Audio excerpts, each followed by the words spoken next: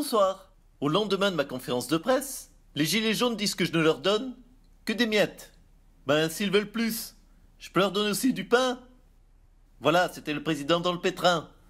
On réglera ça à la prochaine manif. LBD pour tout le monde, c'est ma tournée. Merci.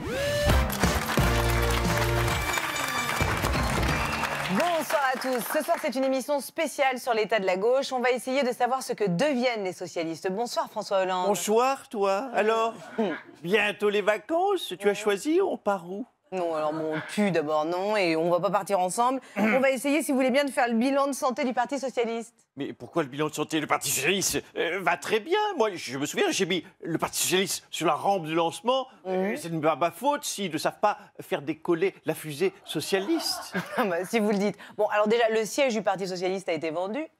Oui, ok, on a fait faillite, mais à part ça, tout va bien. Bah, Manuel Valls est parti à Barcelone. Non, alors, il n'est pas parti à Barcelone, il est parti au Barça. Maman.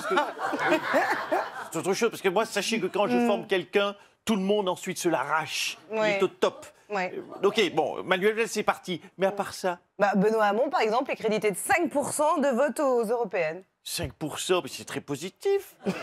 Et moi, je pensais qu'il allait faire 1%. C'est vachement bien. Moi, si vous le dites. Alors, pardon, hein, Raphaël Glucksmann, le philosophe qui n'a aucune expérience en politique et qui est tête de liste aux européennes pour le PS, ça...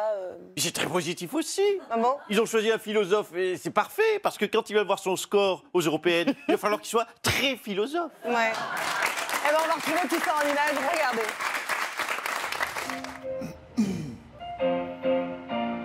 Il est 7h23 sur Radio Classique, c'était la sonate au piano numéro 11 en do majeur. Alors si vous voulez, le matin, je commence toujours par lire un livre, en fait un livre ou deux. Ensuite, j'enchaîne sur la poste, parce qu'il y a toujours un colis ou un courrier à récupérer.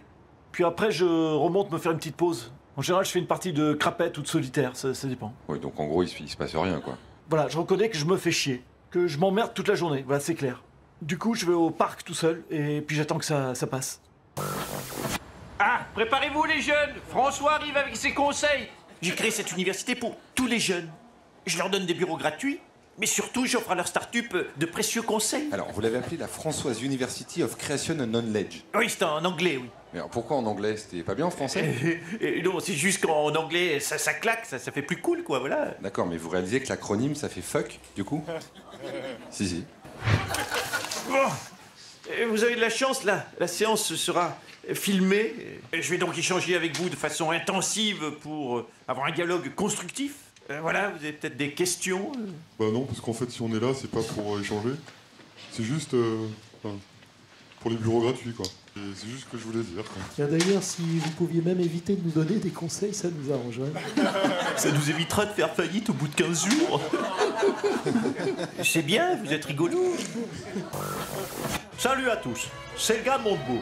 Tu es amateur de pause goûter, tu adores Winnie l'ourson et tu aimes te tartiner la biscotte. Eh bien, sache que ce n'est pas ça. Cela veut dire simplement que, comme moi, tu aimes le miel. Alors, je t'invite à découvrir maintenant Bleu Blanc Ruche, ma multinationale made in France. Bleu Blanc Ruche, c'est d'abord une entreprise familiale, où les 400 employés se connaissent. Et ce miel-là, je le dois au travail fantastique de Jean-Pierre. Ah, moi, c'est Christian. Oui, mais on s'en bat les couilles, de toute façon, je dis partout que c'est moi qui fais tout. Bleu Blanc Ruche, c'est plus de 10 millions de pots qui sont produits à ce jour. Bon, alors, on en est où des ventes cette année? Bah voilà, regardez la colonne des ventes, là, on en a vendu 300. Et Regardez, là, on a vendu 300 pots en un an. Voilà. Alors, 300 pots pour 300 employés, c'est pas rentable. ouais. Monsieur Montebourg, faut quand même reconnaître que votre miel, c'est un échec, là. Le miel, c'est de la merde. C'est trop sucré, puis ça colle. J'ai mieux. Alors là, les gars, suivez-moi. Accrochez-vous bien, parce que ça, c'est le projet du 21e siècle. La corniche éolienne. C'est une éolienne, vous voyez, en forme de cornichon. Alors, je suis parti d'un postulat de base très simple. Tout le monde aime les cornichons.